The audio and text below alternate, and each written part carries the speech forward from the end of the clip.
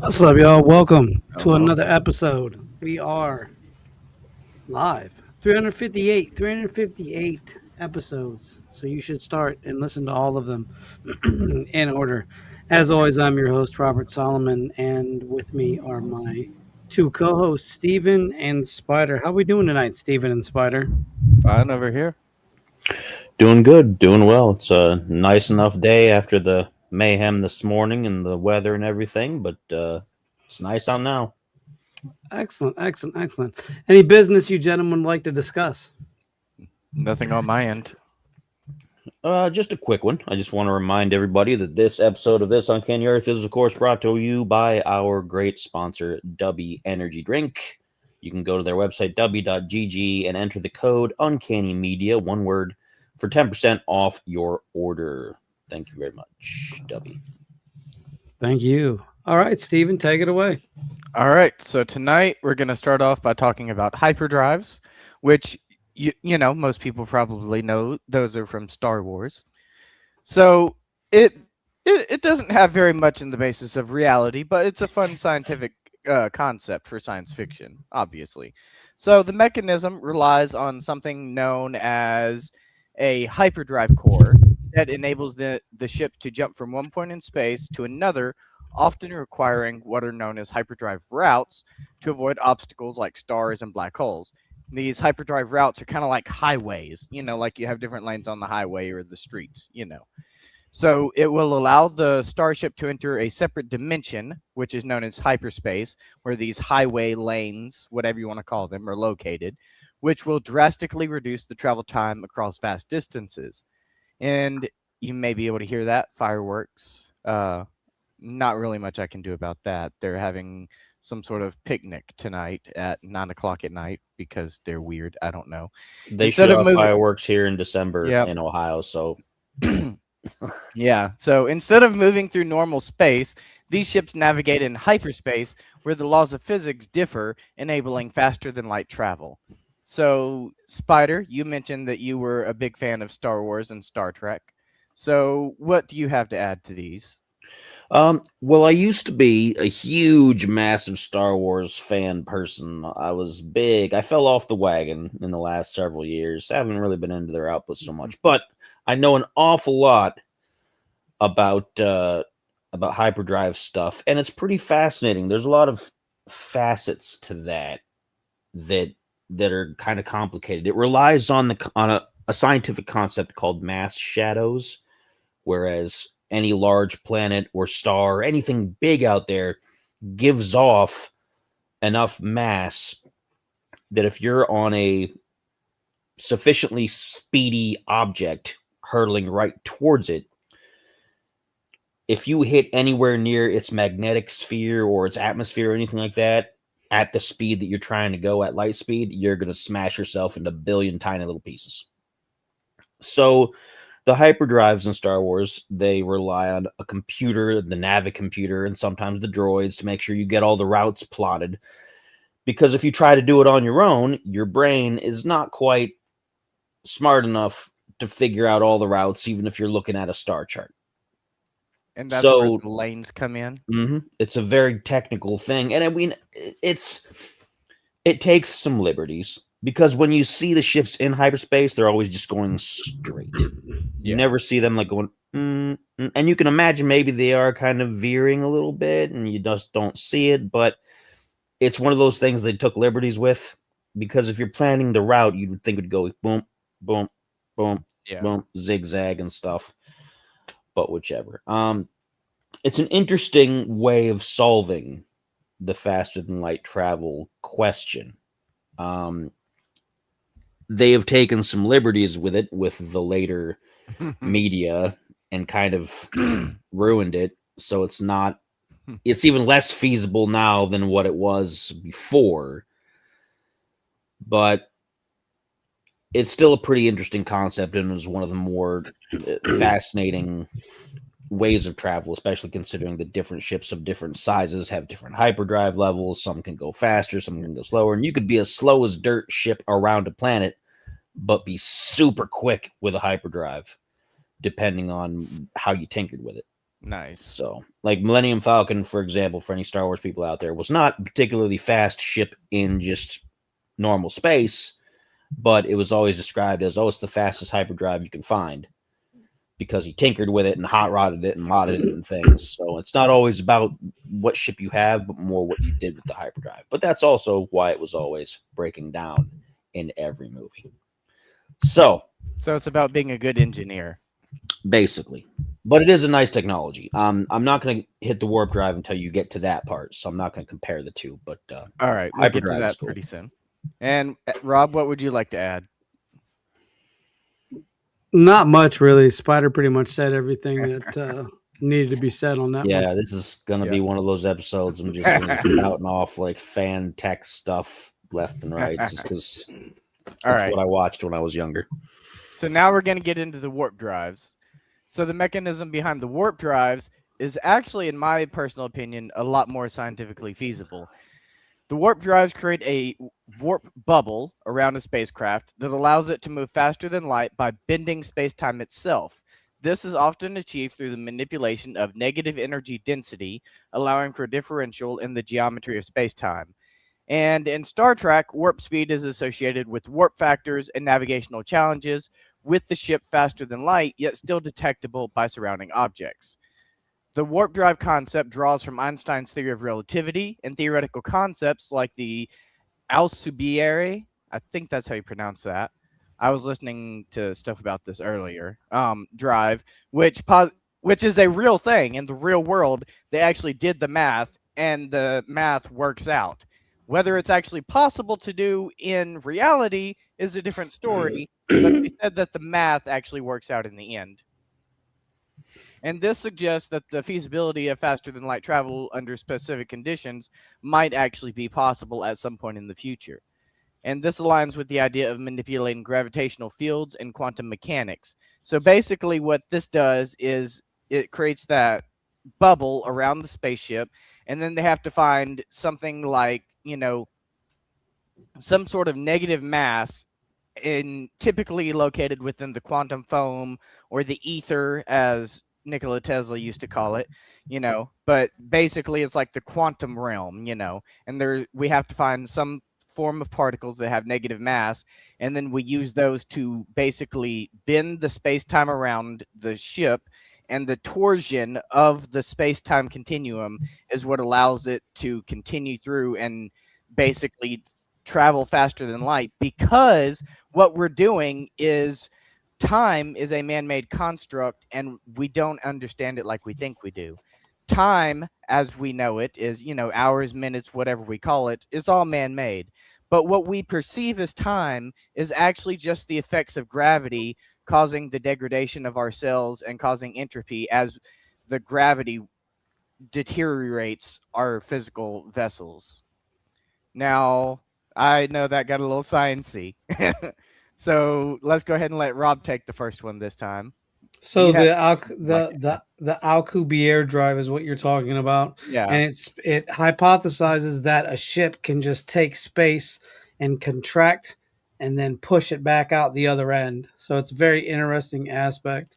You take space in, you exhaust space. So it's the ability. However, not actually moving, right? The problem with a lot of these warp drive fiascos is the radiation concept, meaning that as you're plowing through space, you're gathering radiation. And at some point when you have to stop that ship, that radiation is going to explode out because you have a buildup of particles in the front end of that ship.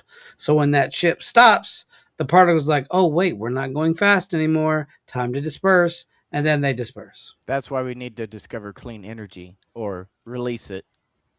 The problem is that there's you don't know if because to do this stuff would take dark matter. It would take an Yeah. energy source that we don't have access to or readily available to. Nor do we Um, understand. so in that regard, we don't know how the burn off or the exhaust of that is.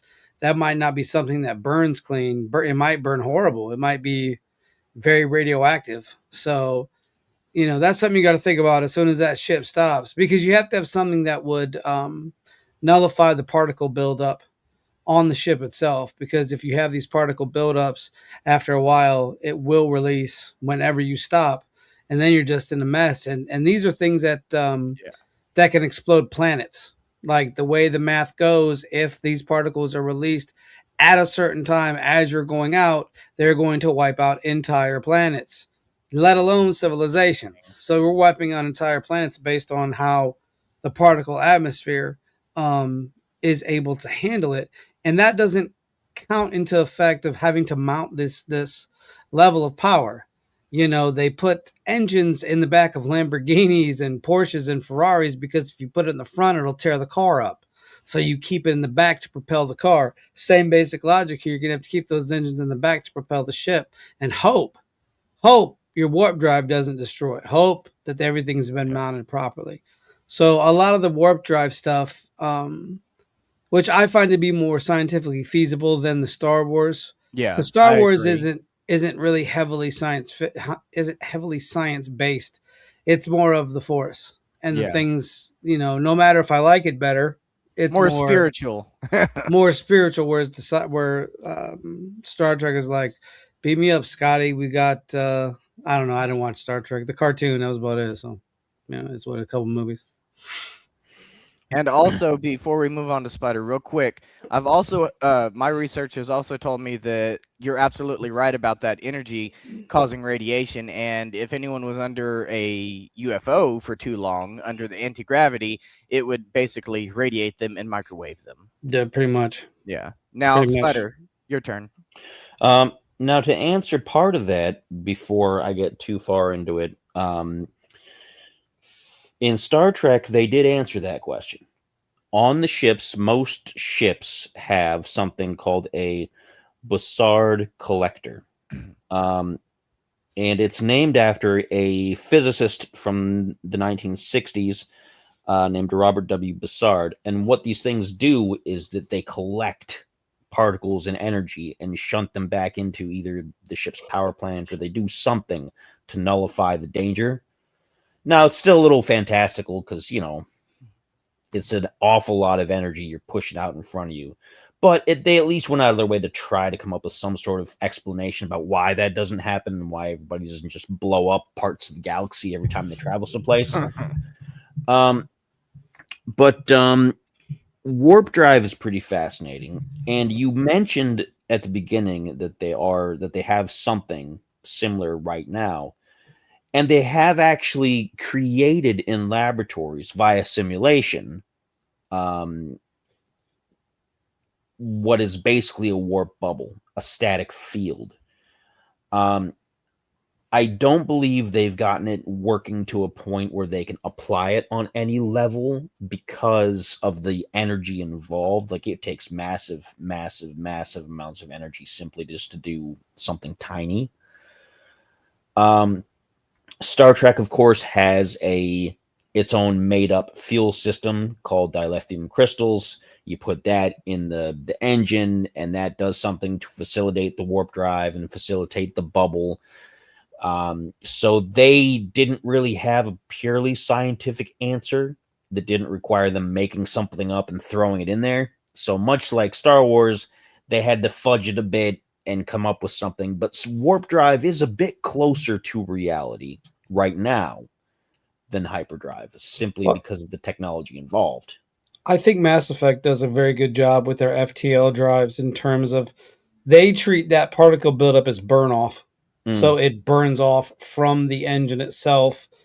Thus, it dissipates at a way that is safe for the crew and safe for everybody around them. So, but that's mass ESO. Once again, you're using a Throwing made something up in. energy term which is really more in line with dark matter, though, if we're being quite fair, frank, and honest. I think that it's more akin to dark matter, which then would make sense, right? Because then you're having this foreign energy power that we don't even know if exists. We think it exists. We're almost sure it exists, but nobody has definitive 100% proof because we can't produce it. If we could produce it, then we could use it for fuel. If we could use it for fuel, you need something that travels faster than light. And dark matter is one of the few things that can be used to facilitate faster than light travel. And I And the think other difference, that's the core. Yep. That's I the agree. core for both warp drives and hyperdrives. If we're going to break it down properly, that is the key component to both of those concepts is dark matter. Dilithium And- crystals. yeah. So substitute it with dark matter. And to understand basic dark matter, concept. we have to understand consciousness first.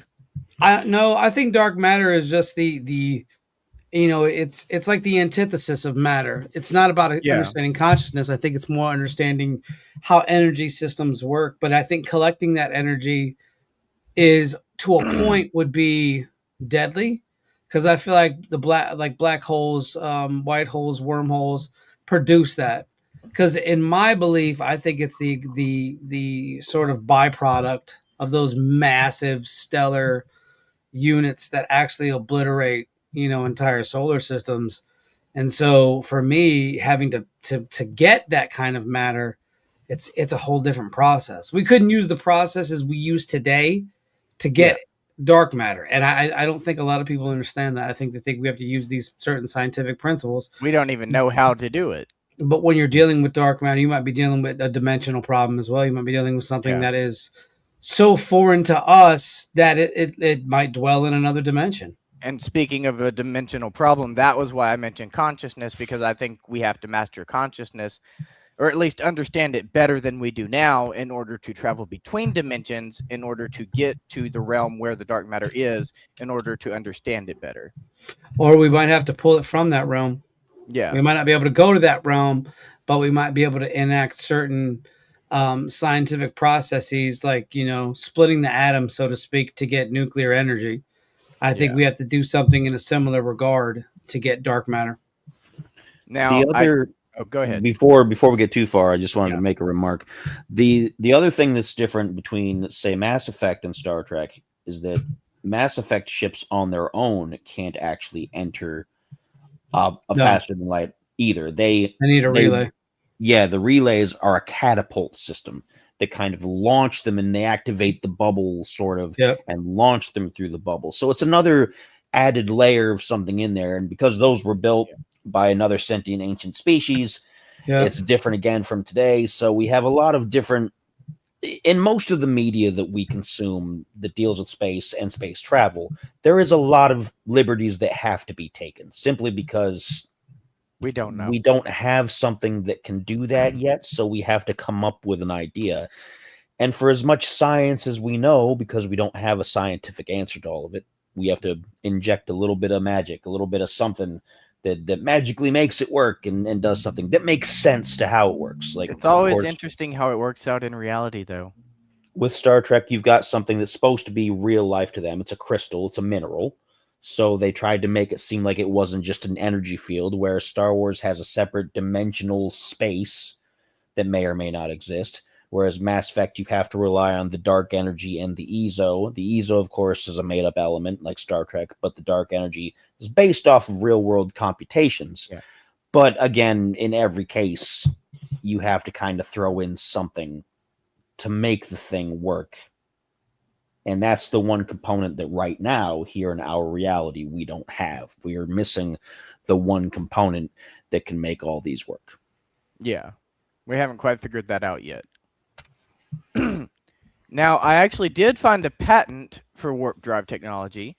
It says, recent warp drive patents focus on theoretical designs for modifying space-time to enable faster-than-light travel, building primarily on the Alcubierre metric, as we discussed a minute ago. The most prominent application is the Alcubierre white warp drive machine, US 20200130870A1, filed in 2020 by inventors Galanis and Suchard. This patent proposes using capacitors with specific charge separations to generate negative and positive gravity walls that surround a spacecraft cavity, aiming to reduce the exotic matter requirements of original theories through dynamic electric fields. There's another patent filed in 2001. Don't worry, I won't bother naming all the letters this time, which describes a drive system using rotating superconducting spheres known as NB3SN to modify gravitational fields via graviton flow, and another patent filed in 1951 which is unrelated to space travel and instead covers a pattern-controlled drive mechanism for warp knitting machines. The 2020 Alcubierre White patent specifically references NASA's Harold Sonny White's work on softening spacetime with oscillating energy rings. So it's basically like a giant, I forgot what it's called. Is it a Rube Goldberg machine? Like a perpetual motion machine, just in outer space. Is kind of what it sounds like. Right. But it's, That's- yeah. Do you, what do you guys think about that? That's kind of the one of the ultimate goals, is to be able to figure out how to move through space without any sort of friction, and basically just glide through it and slide through it without being stopped by the solar winds from all the different planets, the magnetic fields, and all the various things that are going on, because space is full of all these things. There's so much of the stuff out there, and just because you don't see it doesn't mean it's not there. Plus the fact that there's rogue comets and asteroids and planets we don't know about, and solar systems that we've never been to and whatnot. Energy given off by black holes. It's very push and pull out in space. And so the trick really is to find a way to reduce as much of that friction as possible, to just go where you need to go, but then also to be able to stop without stopping so suddenly that you liquefy everybody that's inside the spacecraft. Because that's another problem with warp drive, being able to stop. And in both Star Wars and Star Trek, for example, they have inertial dampeners, which are designed to provide a counter force that eases you down so that you don't smash into everything once you stop. Other things like the Expanse have crash couches where if you're going to go very fast, you have to sit in a special gel couch. So once you arrive where you're going, the harness and the couch, like, they fold around you and they prevent you from just slamming it out of your seat through the front of the ship. So different sci-fi lanes have kind of tried to explain how to do that, and that's another area that we don't know how to do. We know how to get things up to speed in some of those environments, not quite to light speed, but to get them going. But the best we have to stop them is like retro rockets and things like that. And on something on a large scale going that fast, the retro rockets are probably not going to work like that. You'd probably shear them right off once they start firing, and then you're in trouble. So that's another problem that's waiting to be solved. The anti-gravity would solve that real quick. Depending. It's less what it is and more the amount of force that gets exerted when a human body is moving through a space. Yeah. I'm thinking once we figure out anti-gravity, we could like negate gravity instantaneously, no matter how much force there is. And I think, like Rob said a minute ago, I think it would be related to dark matter somehow. Perhaps. There's a lot of conjecture to it, and there's a lot of practical things to think about. I mean, it's the only energy system that we don't have that we know exists. And unlocking that is the key to unlocking everything else. Whether that be via nuclear power, which could be a step in the direction to unlock potential dark matter abilities, whether that be CERN, whether that be, the quantum realm, everything that's going on with the God particle, so to speak. These are all things that I think are part and parcel to space travel. You can't use nuclear power to really space travel. It just isn't feasible. It's a lot to burn off. People don't really understand that in order to travel through space, and I'm not talking about going from here to the moon or even to Mars, to traverse space takes a lot of energy. So you need something that is small but super, super powerful and lasts a long time. You can't just, it's not, Quantum fission you can't, batteries. you can't take the fuel that you have to take in a spaceship has a certain space and there's no extra. Hmm. So if you don't have a place to put something that's really powerful but small, right, that can give the power you need for that, You need a pocket dimension. I mean, maybe, but I still think at some point you're going to need that dark matter, but in a way that gives it in small chunks, but those small chunks last, a couple different missions. It's the mathematics to it all is fascinating. I've seen the mathematics to a lot of this stuff, and it's well detailed. And so that's what you have to calculate too: is how much fuel? How much fuel am I going to need? I think there's so many variables in this situation that until you square those variables away, you can't really square away faster than light travel. If you can't understand how dark matter works or where dark matter goes, you're not going to be able to understand space travel. So that's something we have to think about, I think. Antimatter, the theory behind that, and I've seen it in various sci-fi novels, is pretty close to what you're talking about. How you have to like Right. feed in a little chunk. Yeah. In some sci-fi I've read, they have antimatter capsules. They're like little tiny, like Right. beads, basically, and it feeds in to whatever your drive is at a regular interval while you're traveling at that speed, and then it contains it in a certain chamber and that kind of thing. So that's an idea that people have had. And we're working again. That's another thing that we're working with. We're working with antimatter right now in limited amounts so far. They've done different experiments in laboratories, and it's nowhere near ready because antimatter, of course, is notoriously unstable and all that good stuff. And you can't just do it willy-nilly all over the place. Hey, we're doing antimatter today. What? Right. Hey, everybody put Because on your protective gear.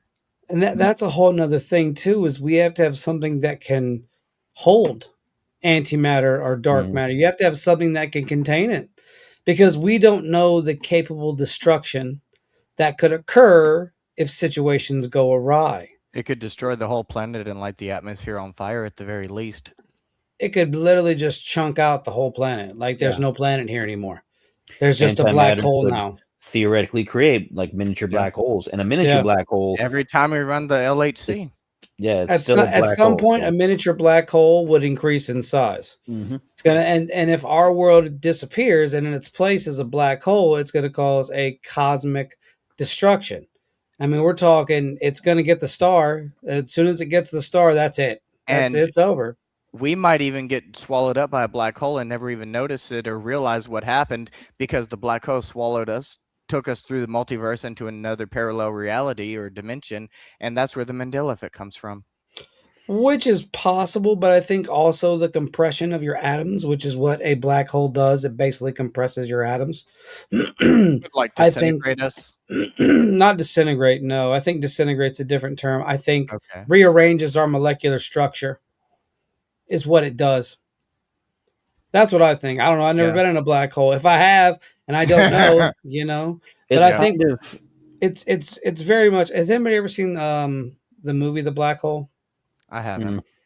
It's a great Disney movie. They go through the black hole and it's weird, but it's yeah. different than that. The thing with black holes is that it's on at one hand, it's supposed to be annihilation, how everything's basically taken down to base particles, but Yep. black holes spit out huge amounts of energy in plumes because that's what they're pulling in so many things, so much matter, and they blast it back out into the universe. And we still don't quite understand why, because if a black hole is so dense that it pulls everything in, why is it releasing anything? But certain energy is light enough to escape. Rubber And band then effect. that energy being that light is that building blocks for another solar system? Is that building blocks for life somewhere? Is that like what all is in that little cocktail that's getting blasted out? So you going into a black hole, you probably wouldn't know much about it once you went in. I think you'd probably lose most of your consciousness, most of your senses, and most everything. Yeah.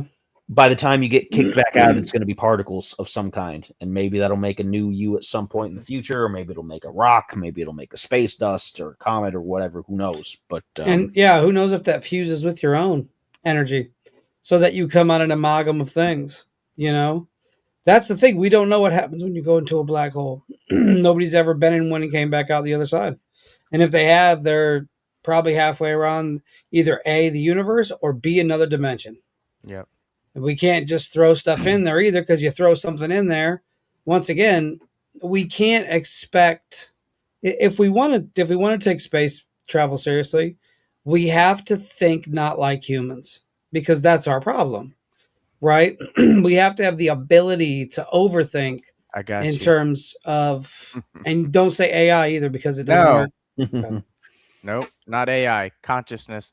It's related to consciousness. What if it's similar to Avatar and Nope? Both of those movies, okay? Did you see Nope? I seen Or- Avatar. I seen Okay. Avatar. Do you know about the concept of the Nope where they said that the aliens were conscious beings, Yes. like the UFOs? Okay, so what if Yes. the UFO is actually a conscious being that you can only open the door and enter the UFO with proper resonance, and it's a spiritual thing? And when you get inside the UFO, it's like the Avatar stuff, and you have to hook yourself up mentally to the UFO in order to gain consciousness and control it. And you don't tell it to do anything, you ask it to do things, and you form a mental bond with it, like the creatures did with the other animals in Avatar. And then rather than, thinking about traveling through space, you don't travel through space in a UFO. You simply travel to space, meaning it's not like going a long distance in a short time. You're simply imagining yourself at a particular area, and then you're there at that particular area, just instantaneously based on your thought pattern alone. Now, that's not a human way of thinking. I don't. But it is, because you just thought it. So it is a human way of thinking. Oh, but That's the problem. I We're think not all that humans. I think We're not all that's what humans. I think that's what kind of stifles us, is because we only have a human mind, and we're only going to base things on what we as fleshy meat bags can take. That's You a know, preconceived notion, though. we can't think as fourth dimensional beings because we only exist in a three-dimensional setting. I think that's our error. That's the thing, Now, yeah. now you ask, how do you get around such a handicap for human beings? That, like I said, lies in the energy aspect. That lies in Leave the vessel. dark matter. That lies in antimatter. That lies in whatever energy source is needed to propel Interdimensional. us. That is something that is still human minded, because humans are tenacious, right? We will force our way into the situation no matter what. But in order to fully understand dark matter and antimatter, it's going to take a lot of processing power. They're going to have a lot of PCs. They're going to be doing a lot of work, because this isn't something that is minuscule, right? When you're dealing with a new energy source, you're dealing with problems like no other. If the electricity goes out, okay, we got to call somebody. They're going to come out. They're going to fix the electricity, right? If they want to release water, they blow up the dam that releases the water, right? They do all of these things, or they release the water and blow up the dam. Sorry, they release the water, right? They do all of these things. What are we going to have to do? And we have to look at it from a scientific standpoint. You can't really look at this one from a spiritual and or a consciousness aspect, because you still have to find a way to detain that energy. Because if that energy goes rogue, half your planet's chunked, half of it. Mm-hmm. And then what? Then you're just a black hole floating around in space. So I think we have to really figure out a way, and maybe that's what they're doing in CERN. Maybe they're trying to figure out how to encapsulate that energy, that matter, the dark matter, the antimatter, the whatever. Yeah, maybe it's not that. Dark matter. Maybe it's nothing like that. Maybe they've already cracked this kind of code, but my issue is, if they did, I think you would see a lot more spaceships. But who knows? They're hiding them, obviously. Not everybody. I mean, they did have those weather balloons that were, or those big giant blimps that were floating around in the 1800s, and nobody knew where they were from, and nobody had the ability to make them. And don't forget the Black Knight satellite. No, that's either real or it's space junk. 13,000 years ago. Thousands of years ago. Yep. Yeah, Before Sigourney Weaver. exactly. Exactly. It's exactly true. My issue in all this really is that I think we're getting a little far afield. I see space travel as a purely technological, scientific endeavor that can be accomplished that way. I think we can do it with technology. I don't think we need to get into the mental gymnastics required to will yourself into different spaces to do it. I'm not saying you're wrong because I don't know. But if it was me, I think it's going to be a technological problem more than anything else. I don't think it's going to require certain degrees of mental fortitude like that. Yeah. I because then you get into the realm of whether it's a religious imperative to go to space, because that's where no, I'm not trying to twist your words or anything. Yeah. I'm going off in a different direction here. Quit trying to twist his words, geez. because there are going to be people who are going to say, well, if we want to go find, for example, if we want to go find God's out in the solar system and we need to power our ships and go out and find him. And then you get into some kind of, you're going to have offshoots of that. You're going to have people who... I think you're going to have that regardless, to be fair. I don't think that's something you can avoid. I don't have a problem with it per se. If it's the same basic concept of you get in your car and you go to church on a Sunday, right? If space travel is doing that at that point, right, where you can just take off or you just jump on like flight 773 to Mars, you are going to have people that build a religion around that space travel. They're going to say, well, we're going to go find God out in space. They're going to have that. And I don't see that as a problem until it becomes heretical. Then I could see that as a problem. But then you're just doomed. At that point, you're just riding around on sandworms and you're the chosen one. Well, the issue more isn't that people are going to be religious about it. It's that I think some of that, if you give that enough prominence, some people who are not scientific, because you need to be a little bit of both sometimes. If you're going to be a religious person, you also owe it to yourself to be a scientific person. You need to be able to do one and the other. It's just, it's smart thinking for you, because then you can defend your religion in a scientific way. You're not asking people just to purely take your word for it. God particle. But I think there's going to be people who are not going to be very scientific, who are going to hire scientific people to do things for them in a religious sense.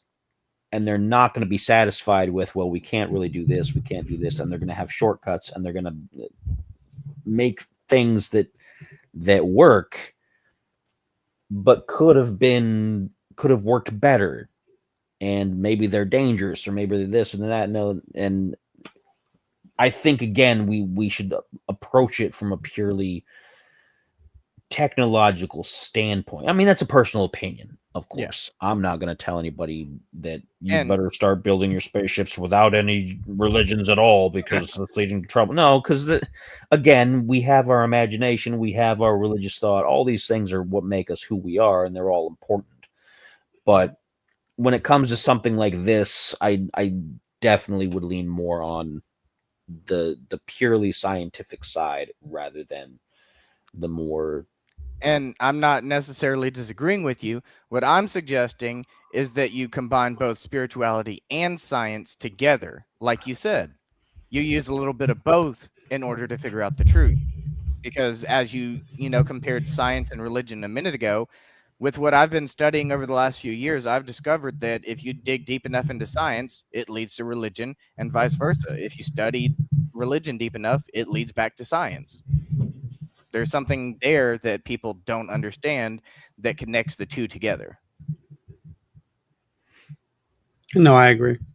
And I think in the future, we could, if we accept spirituality as a thing and, raise our vibrational frequencies as a species, as a civilization, I think that in the future, we could create brand new technology based on spiritual concepts, such as I'm a big fan of resonance, and I believe that we could eventually, if we accept spirituality and do like you said, scientific study into spirituality and spiritual concepts, I believe that one day we could even create something known as resonance locks, where you can literally unlock and lock objects with a resonance key held within your soul and your DNA.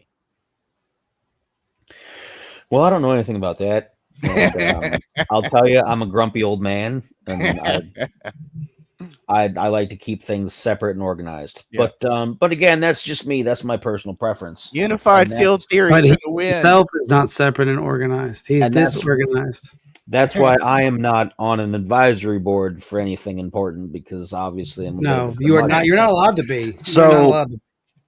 Because I look at a lot of negative things. I make sure everybody looks at those first. But Yeah. I do get that, and I'm probably not going to be convinced, but I do get where you're coming from. Yeah. And I think we've gone really far afield now. I don't even remember where we were supposed to go. So what do you got next? Moving on here? Yeah, we were talking about warp drives, and Yeah. we were talking about the aliens and the UFOs and how the UFOs might be using the warp drives. And I had suggested yes. that they do all the consciousness stuff, and then you were saying that you don't like Yes. that. So 'Cause I now don't we're like anything. yeah. He said he hated it. Actually, I heard him So say now- he hated it. I was going to ask if either one of you had any of your own personal ideas about how you thought we might achieve faster than light travel. I think furthering into splitting the atom would be a logical place. I don't think we've learned as much as we could from nuclear power. I think seeing things happen with Chernobyl and 3 Mile Island and places like that have kind of set us back from nuclear power, understandably so. It's the cleanest there is, but it could be dangerous if it You don't want to goes. turn the whole world into that. So I think you have to find a way to work more within that field, and then continue on your on the scientific journey to find antimatter or dark matter. I think personally that's the only way that we move forward with space travel. I don't think we can do it with just what we have. I just don't. You need so much fuel, and you need the power of. Let me rephrase. You need the power of so much fuel. You don't need so much fuel, but you just need the power of so much fuel. And you can't take that everywhere with you. We like to watch the Star Warses and the Star Trekeses, and then we like to say, hey, that's cool. I want to do my cool fly ship maneuver from Fly Ship Town, where the people fly and they do the fly ships, and there's the Force and they choke people. But I think in order to obtain that aspect, you have to start delving and dwelling in places that you wouldn't normally go. I think, because we don't even know what the ocean is. Yeah. Right? We haven't even mapped out the ocean. Like what, 1% of the ocean? If that, we haven't. We still have the problem with Antarctica. Yeah. With that being a whole civilization. We're gonna figure that out by 2030. The ice is gonna start melting next year. About time. I ain't got all day. No, and I think a lot of that too is, and what's under there might be the key to all that. That's what I think. I think the stuff in Antarctica is going to be the key to everything that we need to know. But we'll see. We all like to think of these hyper realistic experiences that are cool beyond belief, but the truth of it is it's a lot of guesswork. It's a lot of hypothesis. It's a lot of late going nights. to happen in our lifetime. So if something does happen, cool. If not, cool. There's nothing I can do. I can't further that aspect because I don't have the tools. I don't have the abilities that those types of people have. Just because I know about dark matter, know about antimatter, know how they've tried to come across it, doesn't mean that I'm an expert. It just means that I've read a couple books, articles, things like that on it. But until we learn how to get into that realm of like, okay, let me go ahead and grab this antimatter, dark matter, and throw it in the flux capacitor capitulation module, you're still going to be spinning wheels. You're just going to be spinning wheels. That's why it's so important that we share our information, though, so that as a species, we can all come together, collect the information, study it, and eventually someone will find the little snippet that pieces everything together. I agree. Agreed. We're in agreement. Spider? I think the closest we are so far is with antimatter and with the potential warp drive simulations that we've done. And both of those, the key to both of that really revolve around containment, which revolves around fields. And you can boil it down and be real simple and say force fields, but Yeah. it's not going to be that simple. It's going to be a particular kind of Frequency generated fields. field, either with a frequency or a magnetic something. And that's the big area I think where we're lacking. Once we solve the field problem and how to shape a field and use it as a containment device, I think we will solve some of the other problems. Definitely And going to then be it just depends on whether antimatter is safer than the bubble, because they both have their dangers and they both have their advantages. And those are the two technologies I believe that we're probably closest to achieving sometime in the near future if we focus on space travel. The other issue, of course, is that we're not funding space travel well enough. It's lagging behind again. We keep going start and stop where one season it says we're going to fund space travel, we're going to do all this great stuff, and then the next year they say, oh well, now we're cutting budgets, we're cutting down waste, we're going to take away from the space travel budget. And it's within the same administrations. Sometimes the same administration will bounce back and forth 3 or 4 times on space travel.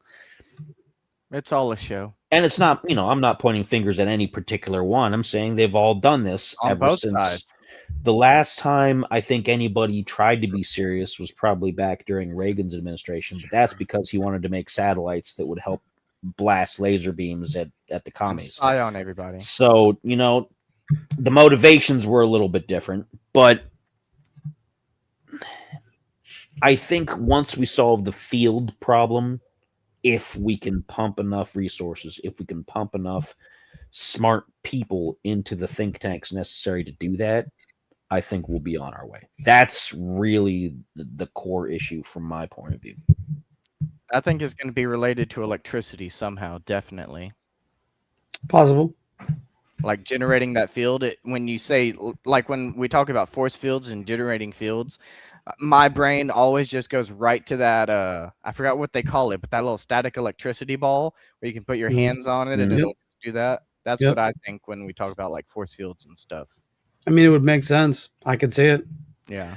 Ions are a big part of that. They have the little TIE fighters in Star Wars use ion engines, and we have the means to make ion engines now. They've been testing them on some of our satellites and unmanned spacecraft right now. Yeah. So that's a technology we have, and that's another step in the right direction. So we can make TIE fighters. Well, or something faster than just, plodding through space on a rocket. If you have the ion engine, you can cruise around in this little solar neighborhood. You might not go interstellar, but you can cruise around a little bit. You can get places a bit faster. It's not going to take you years to get from one place to another.